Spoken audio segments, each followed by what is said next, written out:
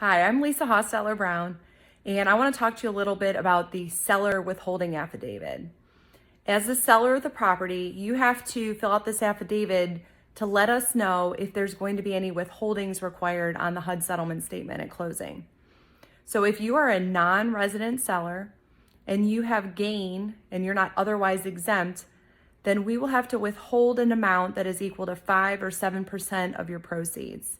So for example, if you purchased a property for $100,000 and now you're selling it for $150,000 and you're making $50,000 in gain on the property, then you would report that to us and we would calculate it, if you're an individual, by 7%, and that's the amount we would withhold and send to the South Carolina Department of Revenue.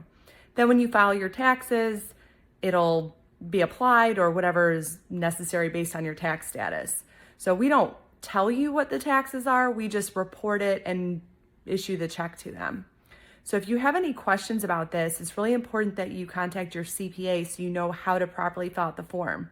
But an example would be if you are the personal representative of an estate and you're selling it out of the estate and you're not a resident of South Carolina, your property likely got a step up in basis when the decedent passed away. So while they may have purchased it for $100,000, if it was worth $150,000 at the date of their death, and now you're selling it for $150,000, even though it looks like you might have $50,000 in gain, your gain amount on that would normally be zero because of the step up in basis.